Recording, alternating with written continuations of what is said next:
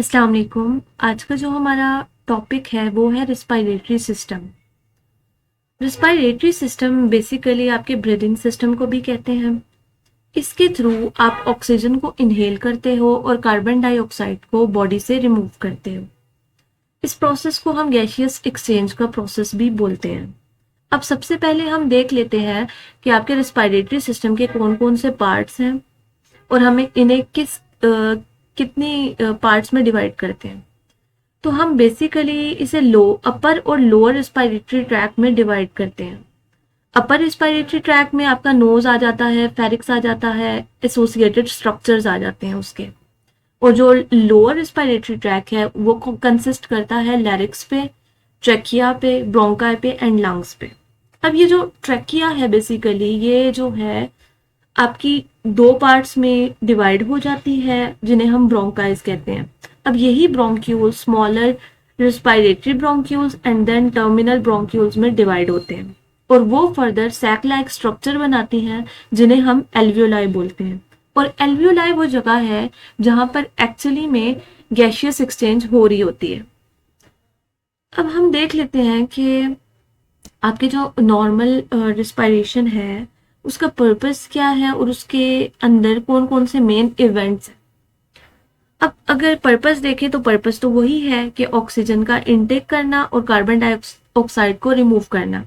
Oxygen basically आपकी cell में use किया जाता है ड्यूरिंग योर अगर आप कह लें कि जो आपका सेलुलर रिस्पायरेशन का प्रोसेस होता है उधर इसकी यूटिलाइजेशन होती है और उसी के रिजल्ट में आपकी कार्बन डाइऑक्साइड की प्रोडक्शन होती है और ऑक्सीजन को सप्लाई किया जाता है सेल को और कार्बन डाइऑक्साइड को वहां से ले लिया जाता है और बॉडी से रिमूव कर दिया जाता है। अब इसके जो मेन इवेंट्स हैं वो चार मेन इवेंट्स आते हैं जिनमें हम देख लें। सबसे पहले आपका आ जाता है पल्मोनरी वेंटिलेशन, देन आता है diffusion of oxygen and carbon dioxide between alveoli and blood, then आपका आ जाता है transport of oxygen and carbon dioxide in the blood to and from the cell. Afterwards इसकी रेगुलेशन आ जाती है कि रेगुलेशन ऑफ वेंटिलेशन कैसे होती है। अब हम इन वन बाय वन इन्हीं सब प्रोसेसेस को स्टडी करेंगे और देखेंगे कि इनमें फर्दर क्या क्या चीज़ें हो रही हैं। अगर हम सबसे पहले पल्मोनरी वेंटिलेशन की बात करें तो पल्मो का वर्ड ही लंग्स से ड्राइव हुआ है और जो वेंटिलेशन है वो कहते हैं ब्रीदिंग को। तो बेसिकली पल्मोनरी वेंटिलेशन का मतलब है कि आप जो इंस्पायरेशन कर रहे हैं और जो एक्सपायरेशन कर रहे हैं, जो प्रोसेस हो रहा है बिटवीन एटमॉस्फेयर एंड लंग्स, ये बेसिकली कहलाता है पल्मोनरी वेंटिलेशन। इसे अगर आप सिंपल वर्ड में डिफाइन करें तो ये इनफ्लो और आउटफ्लो है of the air between the atmosphere and alveoli. ठीक है कि कैसे एयर एल्वियोलाई के अंदर आ रही है और कैसे एल्वियोलाई से बाहर जा रही है। ये किस पे बेस्ड करता है? ये होलली एंड सोलली आपके जो प्रेशर है विद इन दी एल्वियोलाई और एटमॉस्फेरिक प्रेशर जो है उनके डिफरेंस पे बेस्ड करते हैं। जब आपके अंदर आपकी लंग्स में प्रेशर ज़्यादा होता है तो आपकी जो एयर है वो मूव आउट कर जाती है। जब प्रेशर आपके एल्वियोलाई में या लंग्स में रिड्यूस हो जाता है तो एयर रश इन करती है, मतलब इनफ्लक्स हो जाता है, इनफ्लो हो जाता है या इंस्पायरेशन हो जाती है। अब अगर हम मैकेनिज्म ऑफ पल्मोनरी वेंटिलेशन को देखें तो बेसिकली इसमें दो चीज़ें हैं, एक इंस्पायरेशन है, एक एक्सपायरेशन है। तो इंस्पायरेशन और एक्सपायरेशन कैसे हो रही है ये देख लेते हैं और कौन कौन से मसल्स जो हैं इसमें इन्वॉल्व हैं वो हम देख लेते हैं। अच्छा, तो जो मेन इनके मसल्स हैं वो आपके इस पिक्चर में शो हो रहे हैं।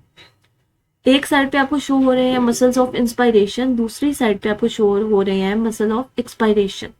सबसे पहले आपका मसल जो आ जाते हैं मेन मसल, वो आपका आ जाता है डायफ्राम जो आपकी इंस्पायरेशन में इन्वॉल्व है, और एक्सटर्नल इंटरकोस्टल मसल।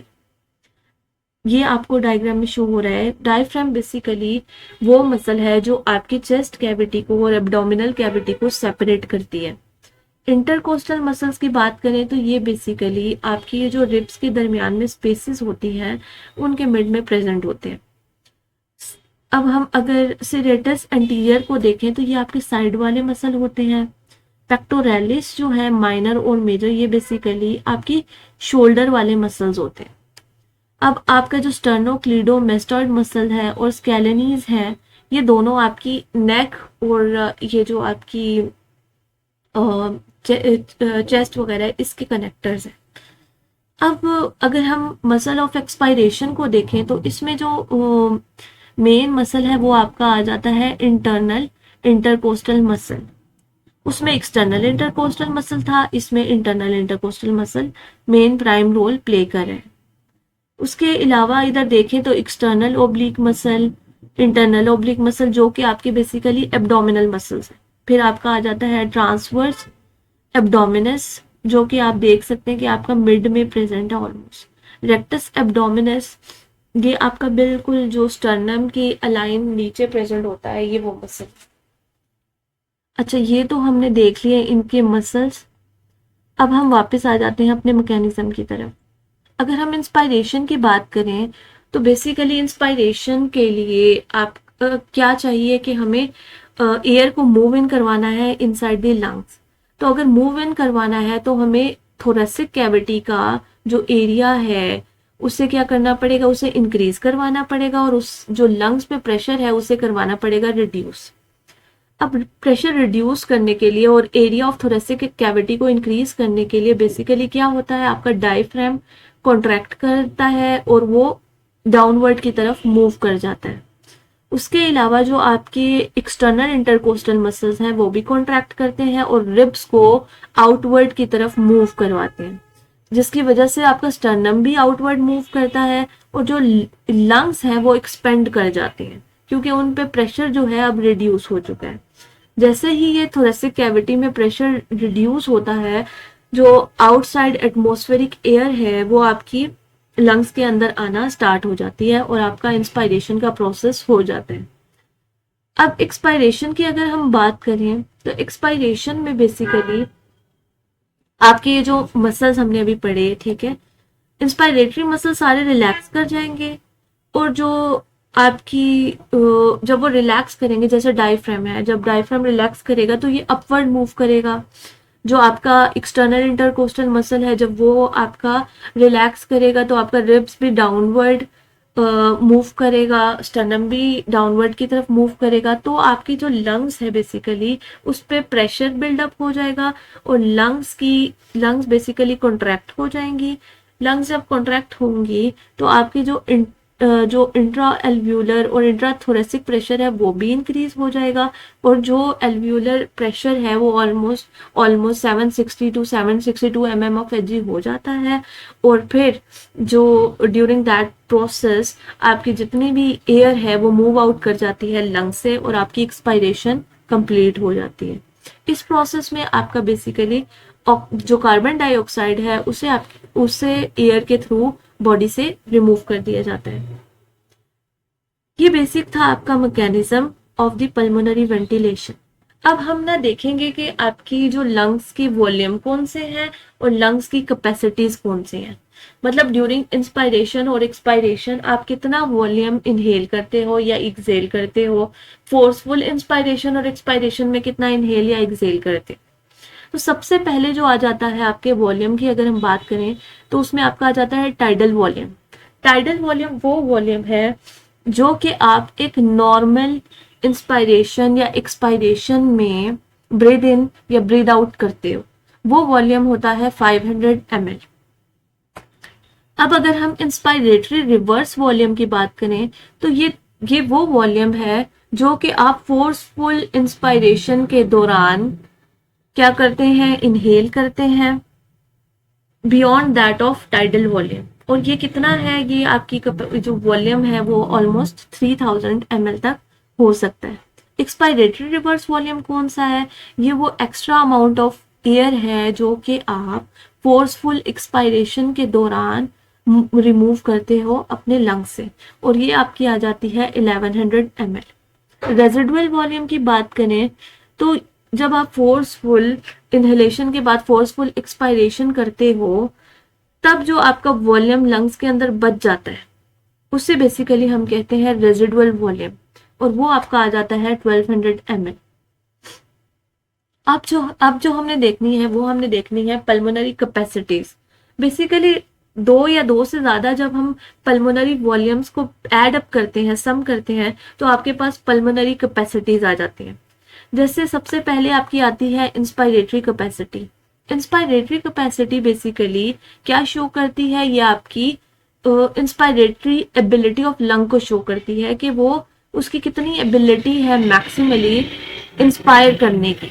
तो ये जो है बेसिकली सम होता है टाइडल वॉल्यूम का और इंस्पायरेटरी रिवर्स वॉल्यूम का, जो कि आपका बन जाता है 3500 ml। दूसरा जो आ जाता है वो आता है फंक्शनल रेजिडुअल कैपेसिटी। ये बेसिकली शो करती है कि आपकी जो मैक्सिमम कह लें कितनी अमाउंट ऑफ एयर आप रिमूव कर सकते हैं ड्यूरिंग एक्सपायरेशन, फोर्सफुल एक्सपायरेशन।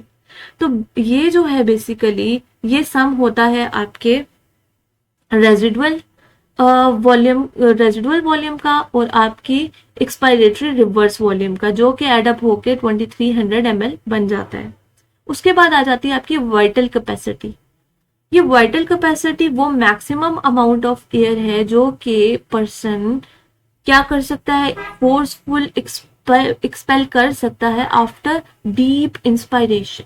ठीक है, तो ये सम किसका होगा, ये आपका सम होता है आपकी एक्सपायरेटरी रिवर्स वॉल्यूम का, इंस्पायरेटरी रिवर्स वॉल्यूम का और टाइडल वॉल्यूम का।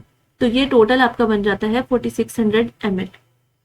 उसके बाद आ जाती है टोटल लंग कैपेसिटी, जो कि आपकी ये जो 4 वॉल्यूम्स आते हैं इन सब का सम है, जो कि आपका बन जाता है 5800 ml।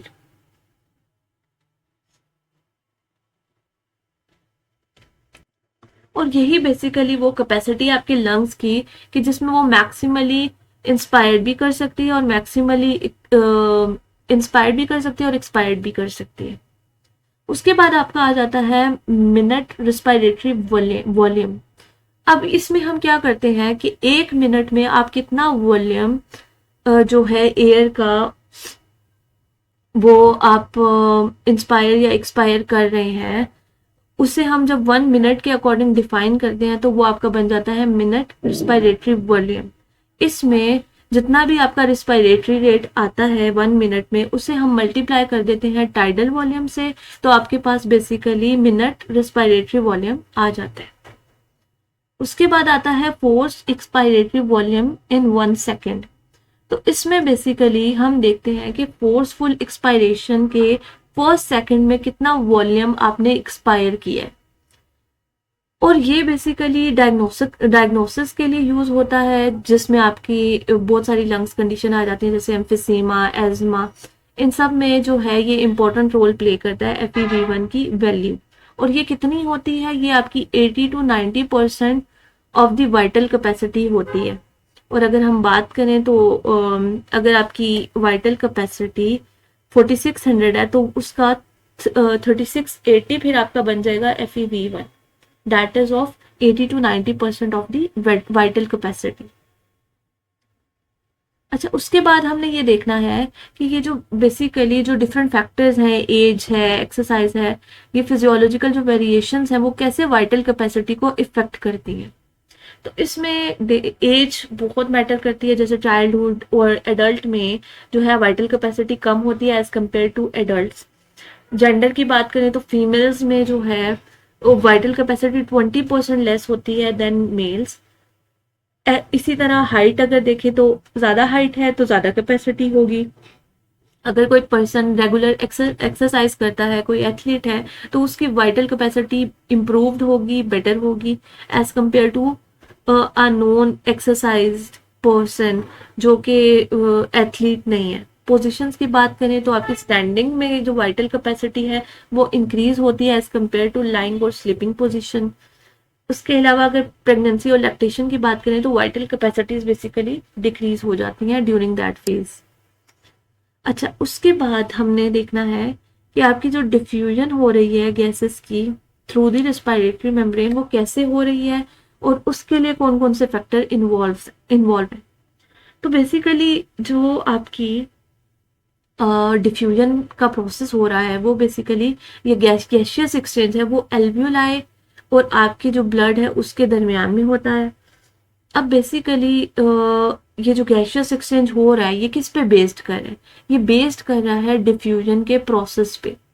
डिफ्यूजन क्या होती है? डिफ्यूजन बेसिकली होती है movement of molecules from higher concentration towards lower concentration.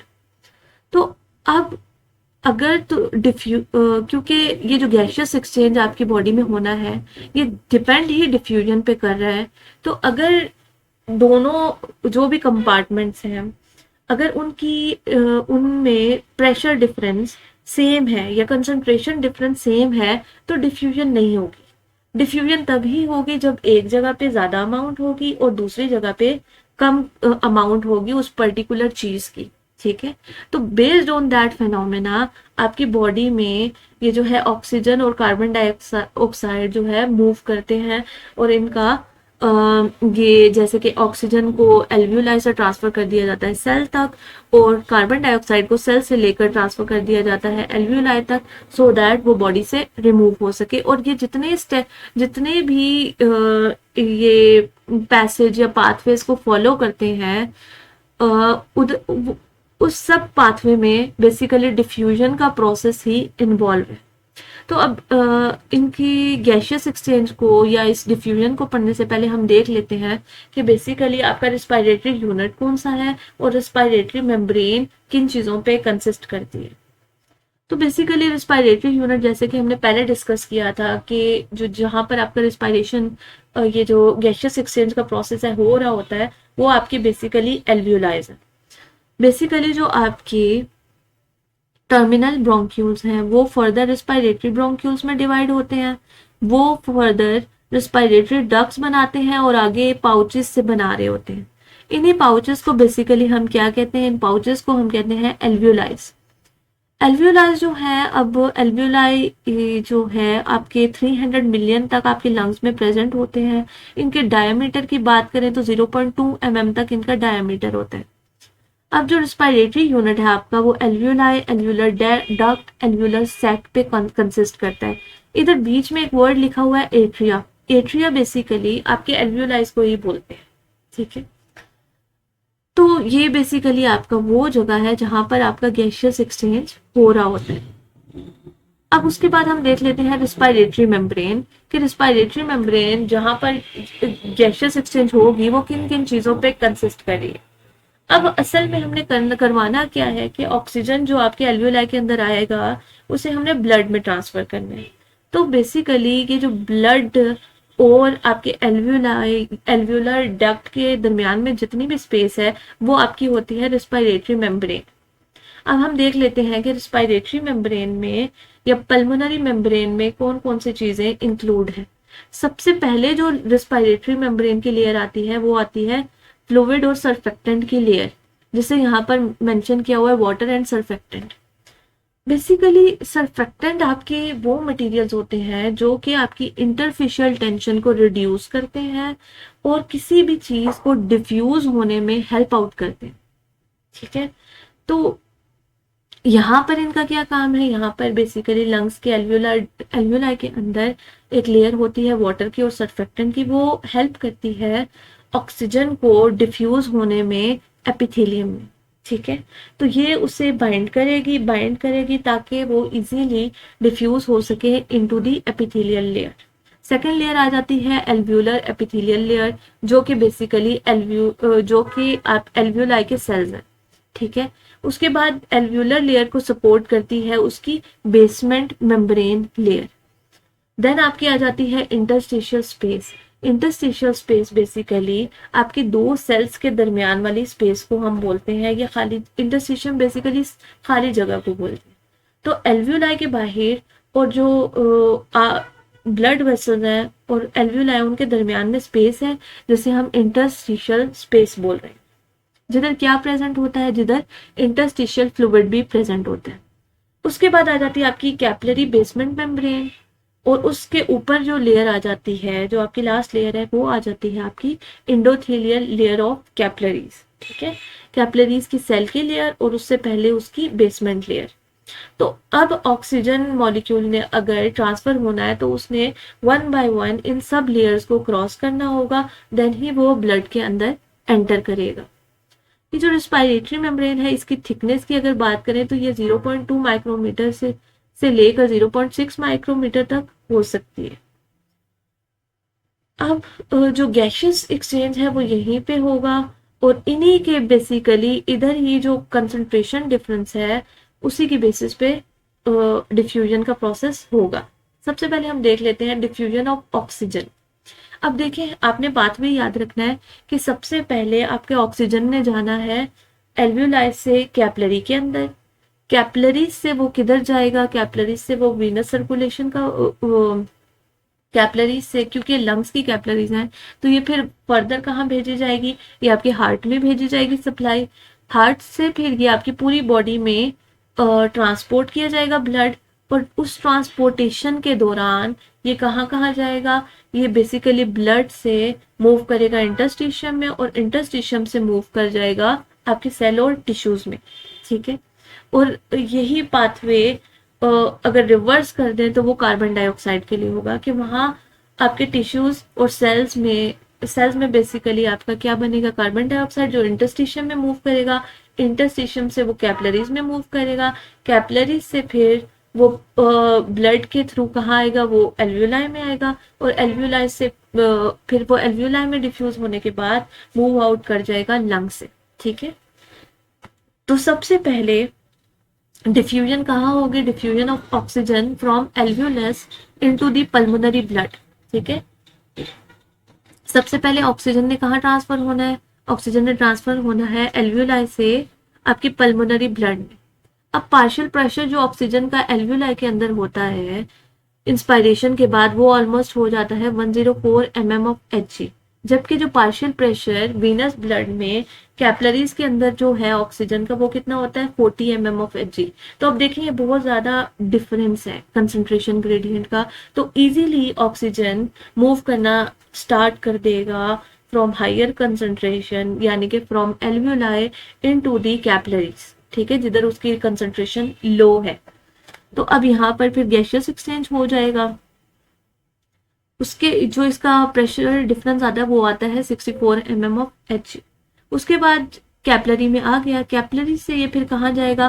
Capillary से ये होता हुआ इंटरस्टिशियम में जाएगा। ठीक है, और कैपिलरीज में आपका प्रेशर बन जाता है 95, और इंटरस्टिशियम में आपका होता है 40 mm ऑफ Hg। तो इधर भी काफी ज्यादा डिफरेंस है।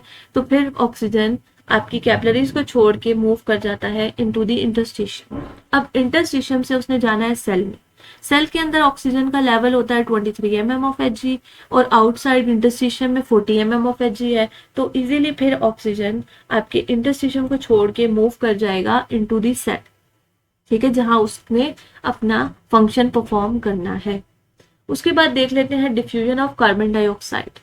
अब कार्बन डाइऑक्साइड ने हमें पता है कि सेल से पहले इंटरस्टिशियम में मूव करना है, तो देख लेते हैं कि उसका जो पार्शियल प्रेशर है कार्बन डाइऑक्साइड का, वो सेल के अंदर कितना है। सेल के अंदर इसका पार्शियल प्रेशर होता है 46 mm ऑफ Hg, और जो इंटरस्टिशियम है उसमें होता है 45। तो कार्बन डाइऑक्साइड फिर क्या करता है कि सेल से मूव आउट कर जाता है किसमें? इंटरस्टिशियम में।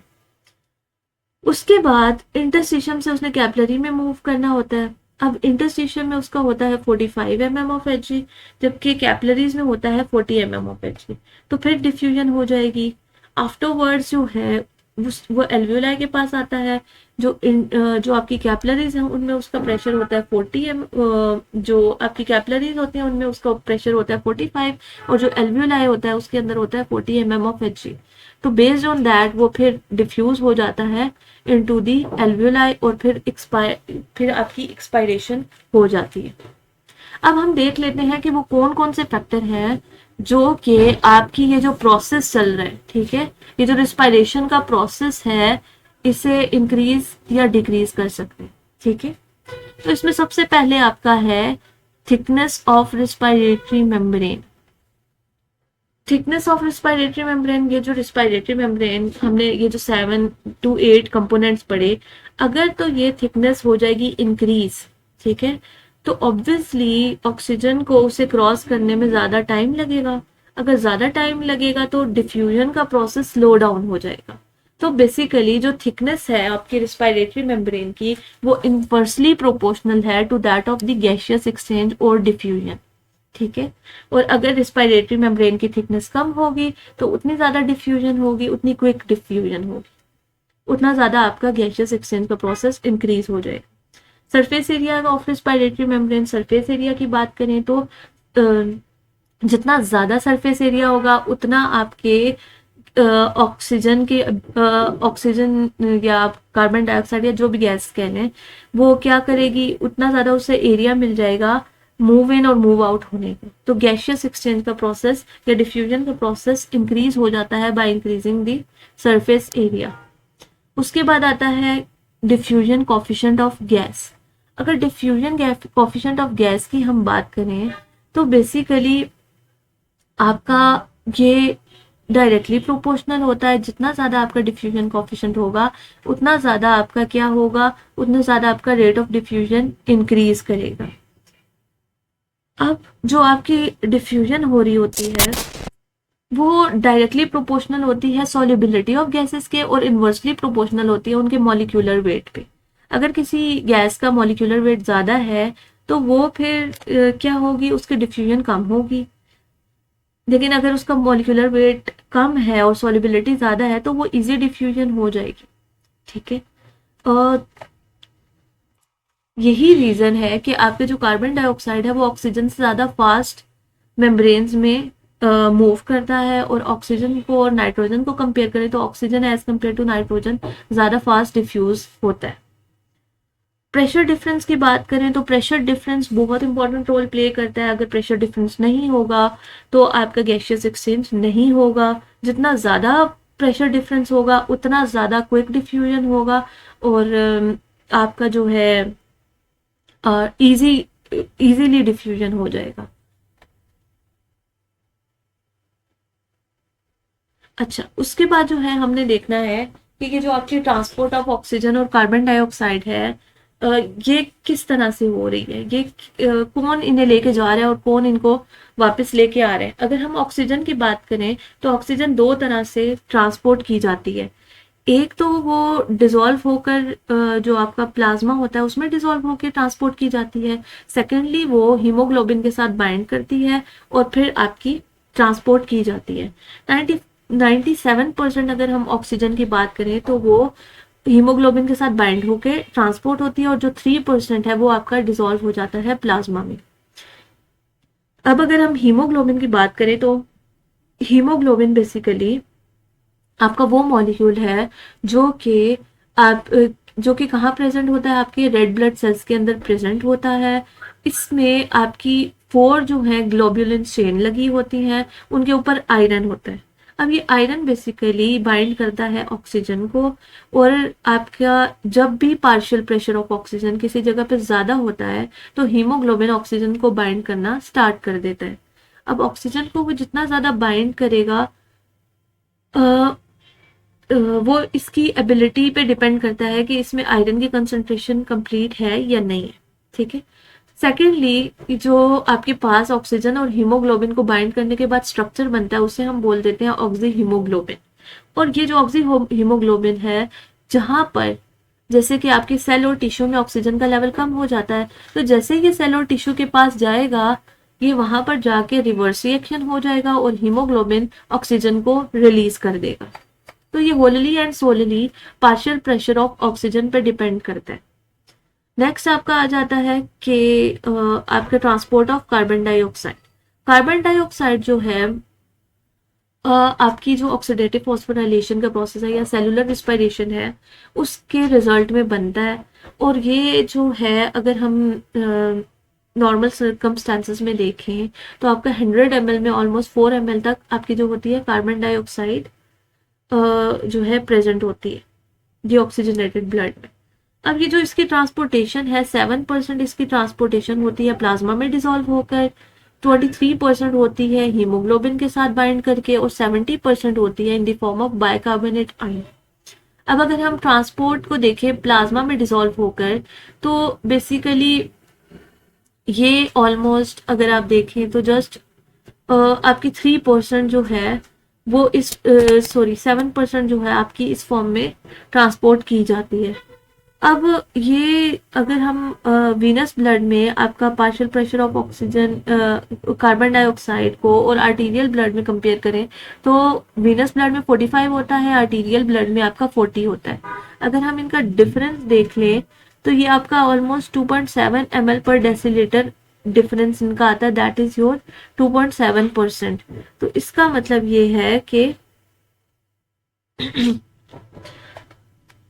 आपका अगर हम डिफरेंस की बात करें दोनों में 2.7 और 2.4 ml का डिफरेंस, तो वो ऑलमोस्ट 0.3 ml बनता है।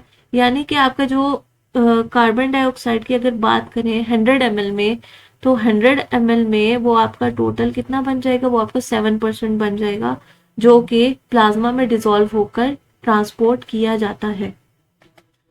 देन आपका आ जाता है transport of carbon dioxide in the form of haemoglobin, ठीक है, बाय बाइंडिंग विद हीमोग्लोबिन। इसमें क्या है, उसमें तो आयरन ऑक्सीजन के साथ बाइंड कर रहा था, कार्बन डाइऑक्साइड को हीमोग्लोबिन के साथ बाइंड करने के लिए बेसिकली जो ग्लोब्यूलिन चेन्स होती हैं वो रिस्पॉन्सिबल होती हैं। ग्लोब्यूलिन चेन्स जो है वो कार्बन डाइऑक्साइड को बाइंड कर लेती हैं और आपके पास कार्बामाइनो हीमोग्लोबिन बना लेती हैं। अब ये जो कार्बामाइनो हीमोग्लोबिन है ये बेसिकली फिर ट्रांसपोर्ट करता है कार्बन डाइऑक्साइड को इनटू दी एल्वुलाई, और ये भी same as that partial pressure of carbon dioxide पे बेस्ड करता है। जहां पर partial pressure of carbon dioxide ज्यादा होगा वहां पर इसका फॉरवर्ड रिएक्शन होगा, और जहां पर इसका पार्शियल प्रेशर रिड्यूस हो जाएगा वहां पर इसका रिवर्स रिएक्शन स्टार्ट हो जाता है। अच्छा, उसके बाद है transport of carbon dioxide in the form of bicarbonate ion, ठीक है। तो 70% इस फॉर्म में आपका कार्बन डाइऑक्साइड ट्रांसपोर्ट हो रहा है। अब जब जो आपका कार्बन डाइऑक्साइड जब प्लाज्मा में एंटर करता है तो बेसिकली ये आपकी जो कैपिलरीज है उनमें एंटर करेगा आरबीसीज में। आरबीसीज में ना आपकी जो है 65% ना आपका वाटर कंटेंट प्रेजेंट होता है। वही वाटर आपके कार्बन डाइऑक्साइड के साथ रिएक्ट करता है और कार्बोनिक एसिड बना लेता है।